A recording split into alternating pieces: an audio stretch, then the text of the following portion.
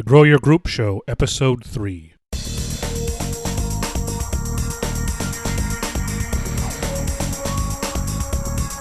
Giving you the tools you need to recruit more people, raise more money, and change more lives. It's the Grow Your Group Show with your host, Mike Cooney.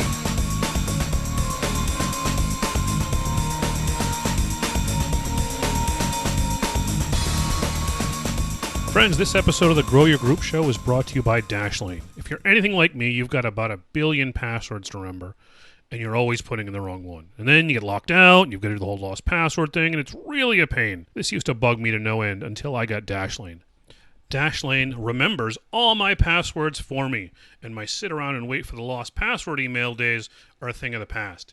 It also makes online shopping a breeze by remembering your credit card information, and Dashlane leads the industry in security using the strongest encryption available to protect your passwords and personal data. And I know you're thinking, Mike, I haven't got big bucks to spend on something like this. So here's the kicker. Dashlane is absolutely free. Check them out today at MikeCooney.net/Dashlane. That's MikeCooney.net/Dashlane. Now on with the show. Thank you for listening. You can find us on Facebook at facebook.com/growyourgroup. The website is MikeCooney.net/growyourgroup. I have a regular blog I maintain there, and you can find all the other episodes we've done and will continue to do right there. If there's any topic you'd like to hear covered on the show, or if you have questions or comments, feel free to shoot me an email at info@MikeCooney.net. I would love to hear from you.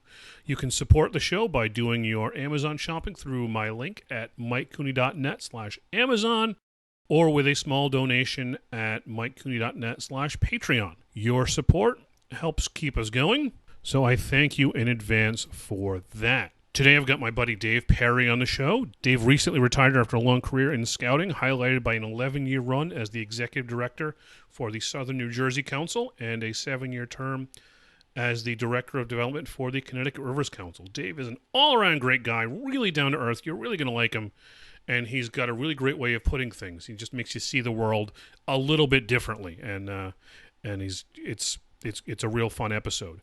I asked him to talk about fundraising and volunteer recruitment. There is some real gold in this episode, and I hope you enjoy it. You can find the show notes page at MikeCooney.net/3, where we have a bunch of stuff we go over in the episode.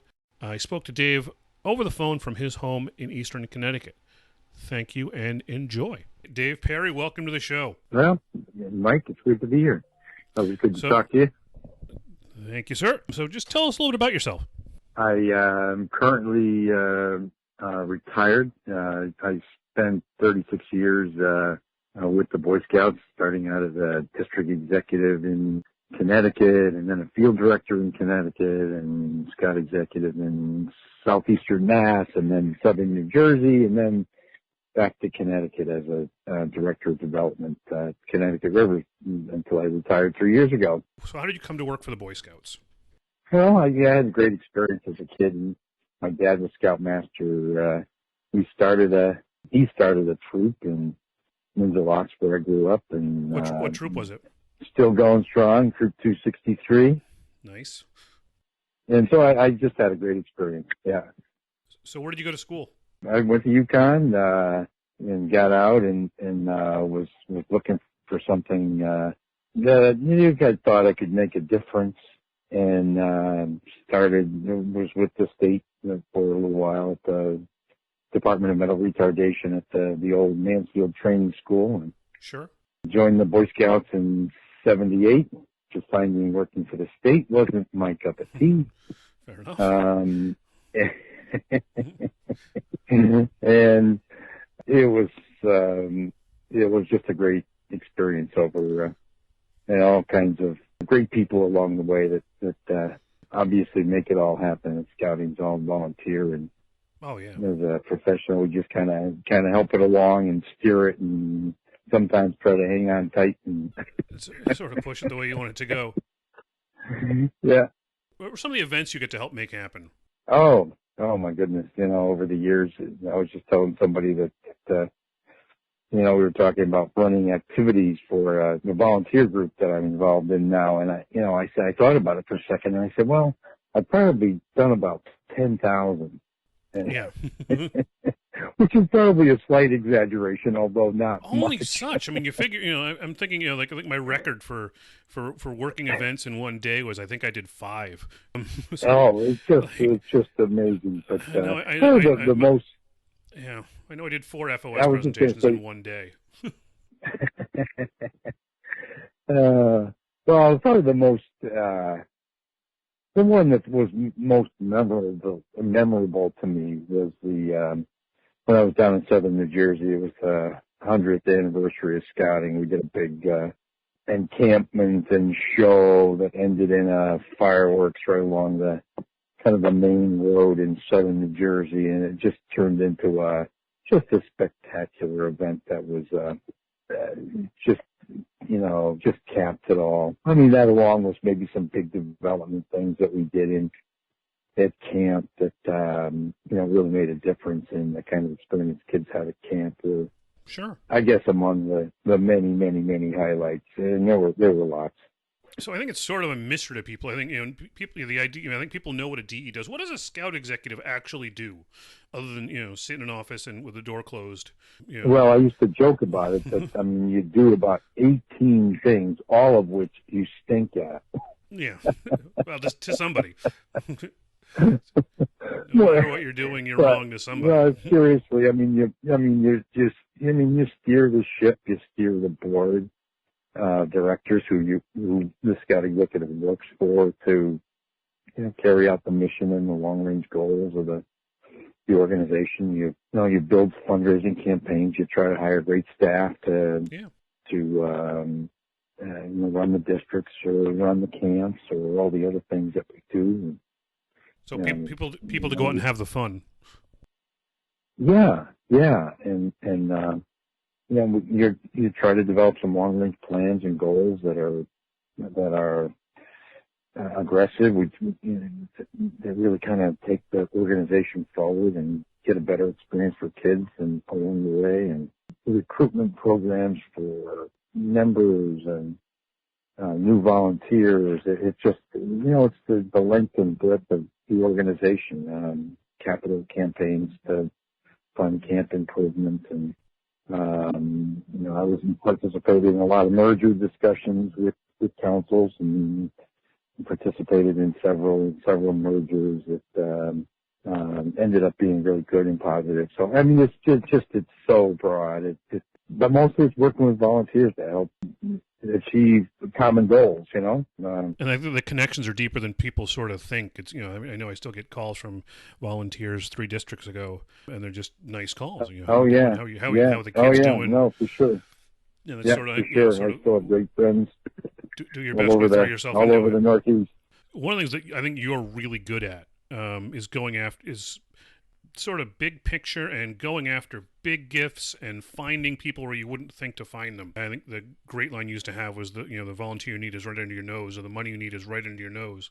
So what do you think makes a good fundraiser or a good recruiter? I mean, I think that's one and the same. I guess being able to talk about and being passionate about the goals and mission but maybe kind of bringing it home with real life examples of how storytelling scouting changes lives and just not being bashful about asking. I mean, when you're immersed in it and people like to be asked for help and for expertise and we have, I guess maybe you mentioned something that I used to say to you and others was, everybody and everything we need is right under our nose. And I still believe that. There's so many scouting current families, but when you throw in the, past members and all we got to do is find them. And whether they're in our program now, which is right under our nose, or they're currently supporting us in some way, maybe in a small way, but if they were asked for something more significant, they would do it. But we just need to do our homework. We need to ask the right questions of people. We need to start people talking. That book that you and I have talked about before. let's have lunch together is a great let's have lunch example together. let's have lunch together, exactly. Yep. It's just about how to pick people's brain and let them talk. Let them talk about what's important to them and what their experiences were in scouting, or how it affected their child, or how being a leader changed their life. And almost everybody you talk to, if you let them talk and you ask the right questions, like, tell me something about yourself. Tell me when you're not scouting. What are you doing? Those building the rapport questions. I think is the it's the just inside techie basic stuff. questions that let people talk, that open it up. Tell me if there was something really special that happened to a scout in your troop or your pack. I always find you get amazed when you ask those. It's like it's all about asking the right questions and then saying, to be able to connect the dot and say, oh, this person really loves the scouting program. Sure. They own a construction company. We've got a project at camp. Let's ask the next question. What would you think about helping us at camp with this particular project? And then let them talk again. Where are you going to find the next? Where are you going to find the next Chuck Thurlow? Was a great volunteer we both know. It's asking the right questions and letting people talk, and but closing the loop and asking, what do you think you could do to help us? Are there some things that you see that we're not doing today that we could be doing? And is there something you think you could do to help us get there? And not trying to pigeonhole people. Too often, I think from the scouting professional side, some of our people look at our volunteers and think of them as just, I should be just a scoutmaster or just a scouting red. Yeah. I don't mean to belittle that, but it's like they could be the president of Bank of America. They could be the president of Colt Manufacturing. That a friend of mine who was a camp ranger happened to find out when he was talking to one of his dads sitting at the trading post table. You just never know. But if you don't ask and you don't start people talking, you'll continue to think,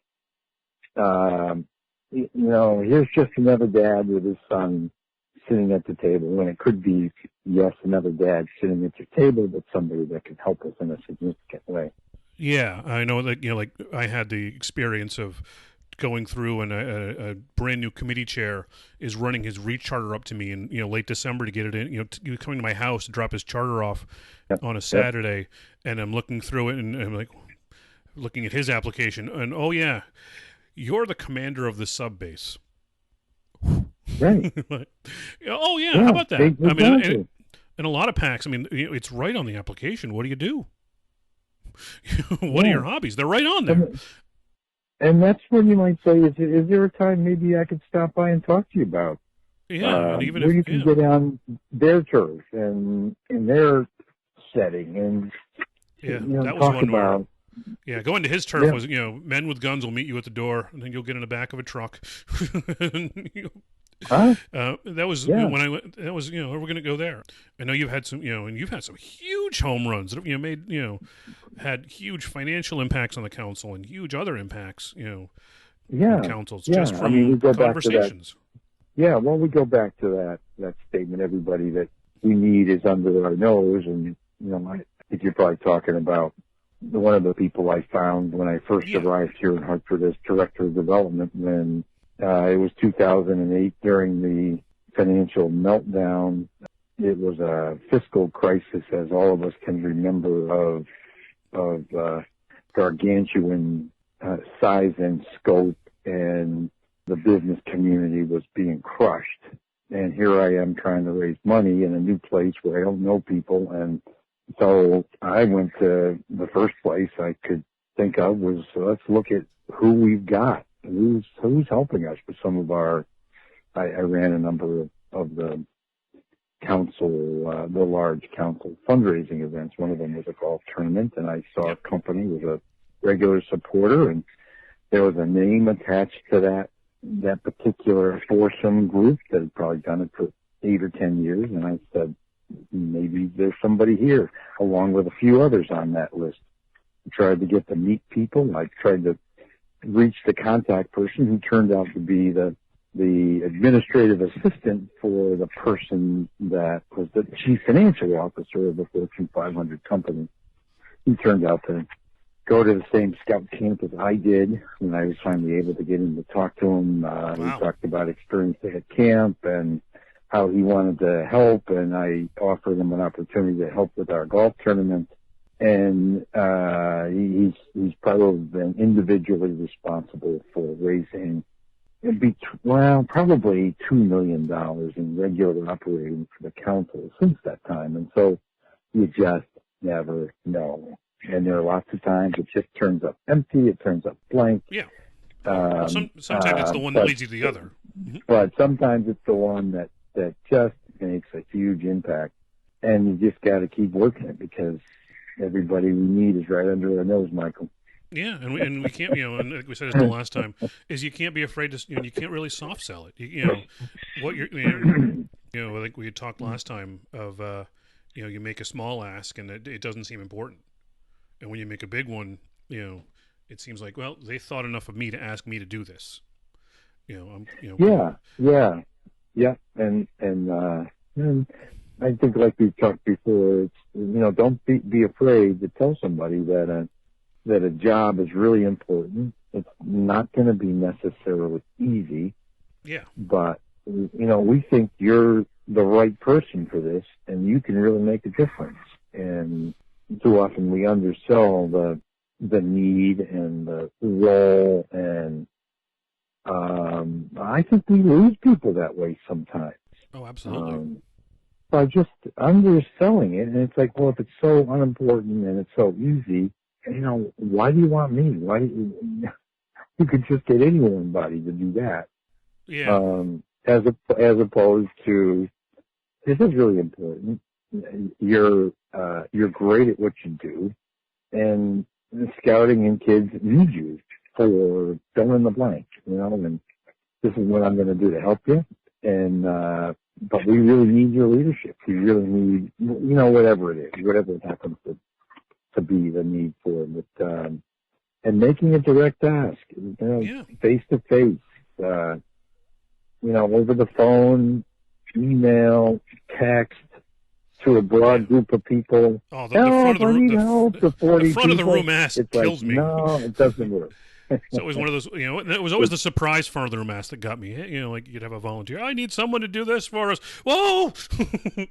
Don't do that. Yeah, no, I know. We had two guys in mind. We're going to ask them next week. Lucky, but sometimes you do. Yeah. Usually, though, by those people tend to find you before you even have to make that broad ask. It's the guy that's true. That's sort of like true. George Washington showing up at show up in his uniform to do the Continental Congress. I think that guy wants the job. Yeah, right. But right. And I think it's at every level. I think we soft sell den leader. I know. We soft, and that could be the most important job. You're going to sit in a room with 10 6-year-olds. That's horrifying to me, and I have a 4-year-old and a 2-year-old, and it adds up to 6. It's a scary job, but it's so important. The first thing wrong about that, Mike, is you're not going to be sitting. That's for sure. Exactly. Or you'll be climbed on. As tigers will climb on you if you get low, like raptors. You'll be running, and you'll be thinking, this reminds me of herding cats. Yeah, but it's a huge job, and it's a lifelong. It is. I'm kidding, but oh yeah. I actually just was, one of my assistant scoutmasters just passed away, and his wife was my tiger den leader. So after the funeral, we were talking about the church where I was recruited in 1985, just to make you feel old. I'm throwing that in there. I'm throwing the 1985 when I was a tiger. Yeah. So, I think that's we have cute tiger, Michael. Yeah. I was never cute. But we have to get over that fear and no. And if someone's going to say no, we move on to the next one. As you've said, bless and release. Yeah, exactly. I had somebody tell me once, be thankful of what you got to know, because that means you're one closer to getting a yes. And it's like, oh, that's true. You don't really strike out in finding who you need. Well, and it's good. You want until you get, yeah. You're going to have to get some no's. And you want the more no's. you get, the closer you are to getting a yes. So. Because you'd rather get the no now than oh yeah, I wasn't doing the job for the last 6 months. I've told you right ahead I'm not doing it. And sometimes that no will lead you to the next person. I can't do this, but you know who could? Yep. That's Exactly. that's led the right way a number of times. Yeah. And the other thing I think very true. Just being optimistic. I mean, I think we have to. I mean, it's the toughest part. I always found for me was when I was exhausted and worn out that I knew I had to go and be the sort of the spark plug in the room, because that's what's going to make it happen. Yeah. I also had a great trainer as an district executive, who actually is still alive and still doing well off in, I think he lives in Middlebury, but he was a corporate trainer for Goodrich. Sure. And he used to say, these are things that you need to be a good leader. And he'd write down a whole bunch of things. I can't remember what all of them were. But then he listed enthusiasm, and then he listed it again, and then he listed it a third time. Yeah. And it really stuck with me that it is enthusiasm that is infectious, and it bridges sometimes lack of knowledge. It bridges lots of things when you're enthusiastic and if people see you're having fun. It's contagious and it grows. And I never forgot that. That was probably back in that was before you were the Tiger Cub. Let me just put it that way. Yeah. I always found when I found myself in a tough room, I'd always go and start playing a game with some of the kids before I started talking to the adults. Like, he's a person, he seems nice. A good lively game of duck with no goose is always fun. There's no running in duck. Yeah. But it goes a long ways. Yeah. Yeah. You just got to take that honest interest, and my dad used to say, if you can fake sincerity, then you get it made. Yeah. I also, which is kind of a corollary to the statement, you don't have to necessarily be organized. You just need to look organized. Yeah. The being prepared is more of a mindset than the be prepared I always thought was more of a mindset. I mean, it's nice to have the right stuff, but life is going to happen. It's what do you do when you don't have the right stuff and you're in the middle of nowhere? Nobody's perfect. Yeah. And have that humor and that make it fun for everybody. That really helps. But it's at every level. At every level it should be fun. It should be goofy. It's okay to make a joke. Because you need those things. I mean, like one of the things I see a lot of are for some reason it's Cub Scout committees are always miserable. Were you having fun? That's the big. If you're having fun, everything. All right. The little. It smooths everything else out. It does. So I think I've kept you for all, but I do want to let you talk about the group you're working with now, because I think they're doing some good work. Before I let you go, I want to let you get a plug in for the Joshua Trust. Oh, okay, sure. I wasn't sure if you were referring to that. Yeah, I was going to talk. We talk about your feature film, but I think we'll probably go with the your movie coming out. Yeah, in the theaters this fall. It's the largest land trust in land and conservation trust in Eastern Connecticut, and it's been gratifying to be a part of, because it has a lot of similarities to me for scouting, and that from scouting is that it's a volunteer-driven organization that people do the kind of work that you could never pay anybody to do. Yeah. Like in scouting and where you just couldn't pay people to do some of the things that they'll do willingly when they're involved in a camp project, or they're on a rainy camp out. It's that kind of organization, and I've started working with them on development and fundraising and strategic planning and some things that have been kind of part of a growing process that they're going through, because they've been really successful as a volunteer organization. And when you do that, you start having some growing pains. And it's just been fun to work with an enthusiastic group of people with a common mission to maintain the quality of life here in Eastern Connecticut through preserving and maintaining trails and running programs and kind of the kind of things we did in scouting. Yeah. For families to participate in. And so it's been fun, Mike. Sure. And we will have a link to the Joshua Trust website on the show notes page, which will be mikecooney.net/3. And we'll also have a link to the fundraising book we talked about, Let's Have Lunch. You can find all that and some more good stuff there. I want to thank Dave for giving up his Friday morning to talk with us. It's been my pleasure. It's always nice I think talking to you. it's always great stuff, Dave. And we'll good luck with the Joshua Trust, and we will see you again soon. Yep, sounds good, Michael. Take care. Thanks, Dave. Yep. All right, yeah, bye. Bye.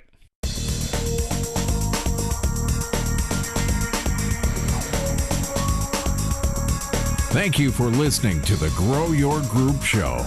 Visit MikeCooney.net to subscribe to the show for free, and we'll see you next time.